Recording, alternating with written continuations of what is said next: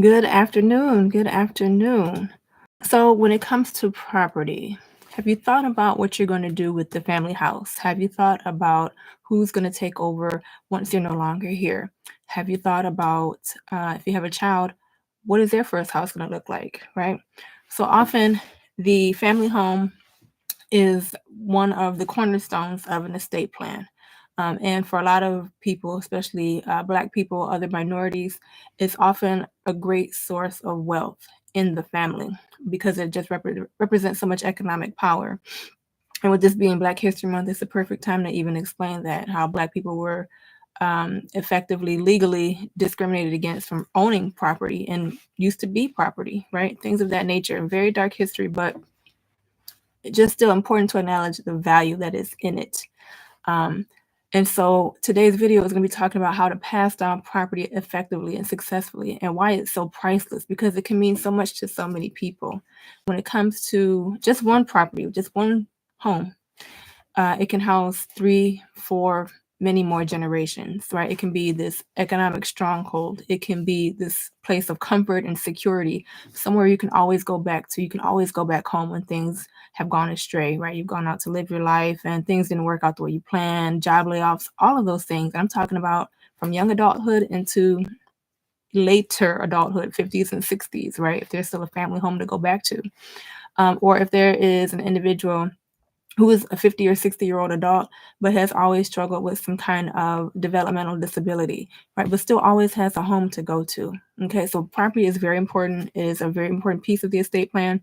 And in today's video, we're going to talk about 3 keys about how you can effectively pass down property, effectively and successfully, okay, which is very important. So let's get into these 3 keys and these 3 kind of core reasons why property holds so much value and why we really need to do what we can to protect and maintain it. So the first key is the economic leverage that it represents, right?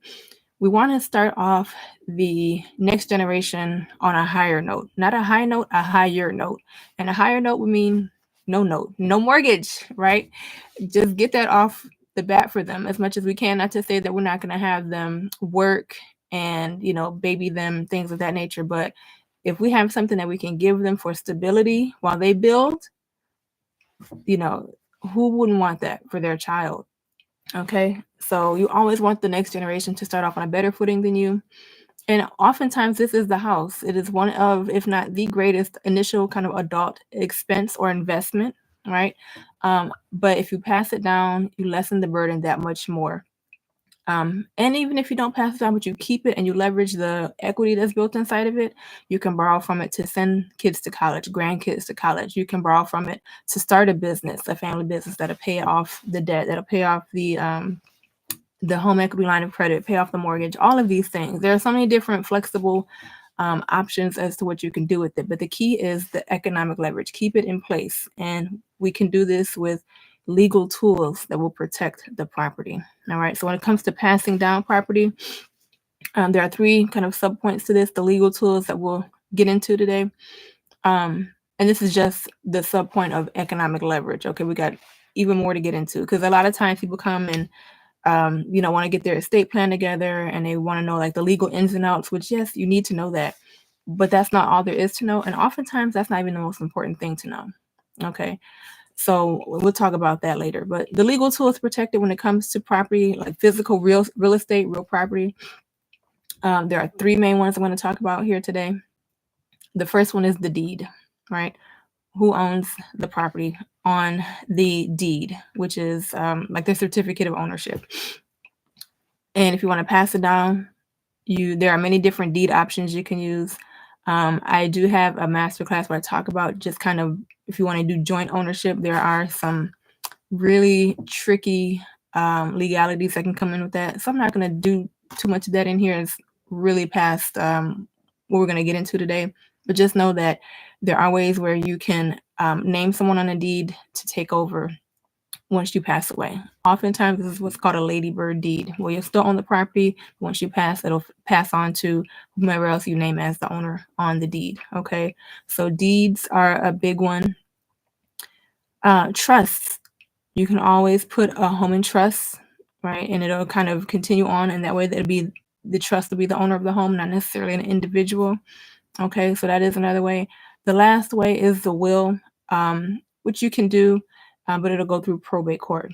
And a lot of clients of mine don't want to go through probate. They don't want to have the whole hassle of it. They don't want to be in public with probate, and all that. And it can lead to fights. So with trust, it's private. It's a lot more meticulous. So, you put a lot more attention and thought into not just creating the trust, but also putting the house into the trust, right? Titling the deed in the name of the trust. There's so much more effort that you put into it that it's that much of a barrier to try to challenge it. Okay, same thing with the deed. The deed is like automatic, so it's much less susceptible to challenge. Whereas the will, if there are others out there with interest, they can easily kind of go in there and insert it, especially in probate court and depending on their relationship to whoever's trying to pass it down. All right. But the key is you want to protect that economic leverage with legal tools. All right. That's only the first step. All right. So we got economic leverage and we're talking about legal tools such as deeds, trusts, and wills. Very, very important, but that's just the first step. Because again, a lot of clients come to me, and obviously this is what we do here with estate planning and probate, and even some property litigation, right? Just trying to make sure that we get what's owed to us, and if some conflicts come up, we solve them. But it goes far beyond that. It really does, because it's one thing to kind of set the plan up. It's quite another thing to achieve the goals of the plan in the future, especially when you're not even here to maintain it anymore, which is what estate planning is, right? It is to create a plan in place for our property, to protect the people that we love, to look out for them. But we can't control those future actions, but to an extent we can by what we still do here today. All right. So the second key on how to effectively pass it down, we have our legal tools in place, which is good. That's all fine. Second one is economic lessons. We need to teach the next generation, teach whoever it is, how to manage and maintain the property while we're still here. Again, while we're still here. Okay. And this, I often, suggest, like, you can do like a manual. You can leave written instructions. Obviously, you will in like a will or a trust. That's literally what it is, written documentation. But teaching them really the core of why this is so important and how to manage it. And I call it with live training, right? Kind of like on the job training. You need to learn how to do it. You shadow somebody, okay? So when it comes to like the economic lessons, teach them the money management of, not just paying the mortgage, but also, oh my goodness, all of the upkeep that goes into the property. It's always some kind of, constant state of repair, especially in here in Detroit, the city of Detroit, where we're headquartered.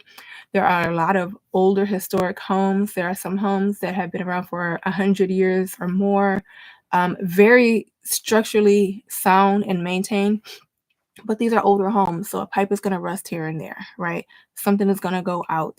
And then trying to manage the modern appliances and things of that nature with this kind of older shell. So something is always happening.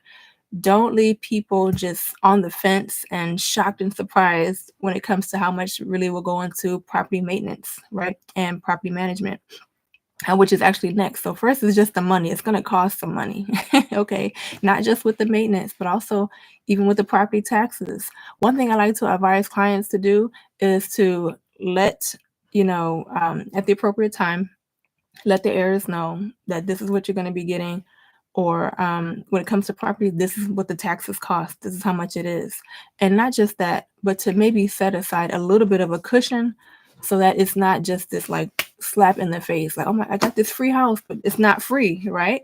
Because I have to pay all these property taxes every year. I have to pay to maintain it and upgrade it. If there's still a mortgage on it, I have to pay that, right? So let them know how the money works. Show them. Second, like I said, property management. Show them how to manage the property, not just the home upkeep, but also the kind of basic light repairs. If you could do that, I always laugh because my father, who actually passed away February 8th, which is tomorrow, 11 years ago, he was the one that would do all of the stuff in the house. If a faucet or some kind of pipe was leaking, he knew how to do that. He was a licensed mechanic, so he would do the oil changes, the electrical work. Like, he was just a handyman around the house. He could do all that stuff. I laugh though, because I don't know what I was doing, but somewhere along the way, he taught my younger brother, how to do all this stuff. So after my father passed, and we had some stuff going on in the family house where we needed this this to do. And we kind of started to remodel too as we cleaned out all of his stuff and, just did some kind of family cleaning after that period. We redid a lot of the rooms, remodeled a lot of them. And my brother was the one like pulling up floors and taking down ceilings and, fixing electrical wires. I'm like, who taught you how to do all this stuff? He's like, Daddy did. I'm like, when? Because here I was probably studying or reading somewhere or, trying not to be in the house. I don't know. But my brother learned all that stuff.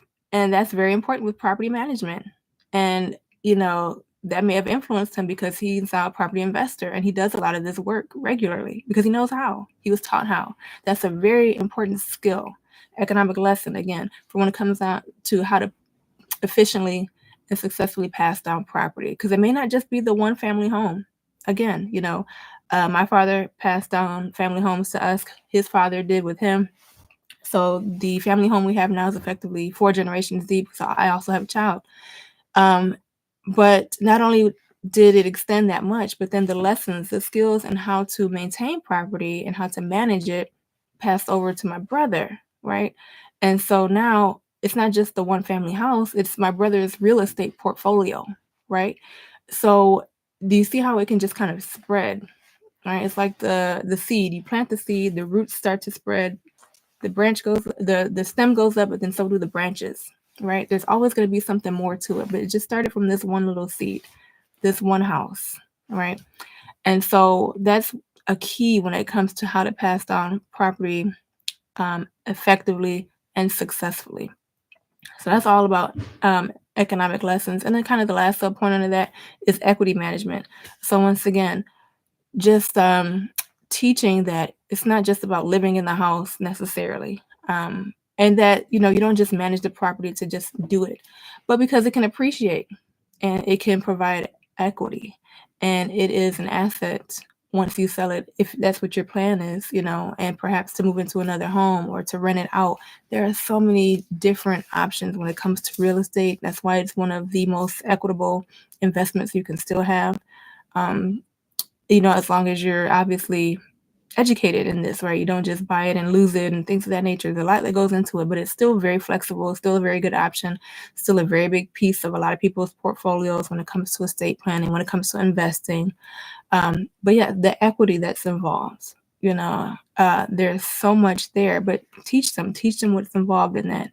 Not just you going to pay the mortgage all the time, but you can actually rent this part of the house out, or you can fix and flip, right? If you do that. So teaching these really valuable skills, money management, property management, equity management, these are all skills that'll not only benefit the one initial family home, but can create entire portfolios, can create entire careers, entire businesses. These are very, very, very, very valuable lessons to pass on to the next generation, all from property still. Okay. And then the last point today is economic leadership. So the first was the leverage, economic leverage. We want to start them off on a higher note. We want to make sure that they can secure the property, right, with legal tools. Second was economic lessons. Teach them how to manage and maintain it while you're still here. That's the live training piece, right? Economic leadership. Really instill in them what becoming the leader of the legacy is about, what becoming the leader of their generation means, what they can do for others to follow, right? And this is what I like to call the legacy transformation, because it's really an entire change of mood. It's an entire change of mindset. It's an entire change of the trajectory of a bloodline. Okay. And we don't really talk about it in that sense as much. I see a lot of lawyers talking about the legal ins and outs, which is very important. But what does it mean to be that leader? What does it mean to be that leader of the generation? What does it mean to become that starting point of the legacy, right? The leadership mantle you have to take on for that. It can be a heavy burden. And some people might not be ready for it. So often, like, I'll advise clients when they're selecting people to be a part of their estate plan, when it comes to these leadership roles, right? Like, who's going to be in charge? Do they have those skills? Are they displaying that ability already? Do they take on responsibility? Can you trust them with certain things, right? Because ultimately, that's what succession is. All right. It's who is taking over next? And are they in a position to be the leader to take over for the next to follow? Right. So succession, generational. Are they setting a good generational standard for themselves? Will they set a good generational standard for the next one? Appreciation. Are they managing, again, the assets correctly? Are they appreciating in value or are they mismanaging? Is it deteriorating? Are they losing property? Years ago, there was a widow who became, leader, right? Became the leader of her deceased husband's estate, was able to keep their family home, but husband owned another property in another side of town that apparently had some back taxes. I think family was living there and not maintaining it. And widow was like, "Oh, that's too much. That's too much. No, can't do that. I'll just let it go." And so it got foreclosed for back property taxes, $3,000. This is where appreciation comes in, and really appreciating the opportunities that are involved here. Had widow paid the $3,000 or tried to, work out a payment plan to keep the property, fix it up. This was over 10 years ago. Widow could have turned that into an income generating property. Let's say at least $1,000 a month, okay, to rent it out. So $1,000 a month over the course of 12 months, right? It's $12,000 a year. Like I said, this was 10 years ago. So $12,000 a year for 10 years, an easy $120,000 that you don't have to get up and go to work for. That's appreciation. But you have to appreciate the opportunities to be able to even have that kind of mindset. So that's why the legacy transformation piece is so important. You have to be able to see these kind of opportunities and go for them and not be intimidated by money. $3,000 could have turned into $120,000, but you have to be looking for those kind of opportunities. Okay, so I hope you've enjoyed today. Again, it has been 3 keys on how to pass down property effectively, successfully. Why? Because number one, the key of economic leverage, use legal tools to protect it. 2, economic lessons, live training, show them how to do it.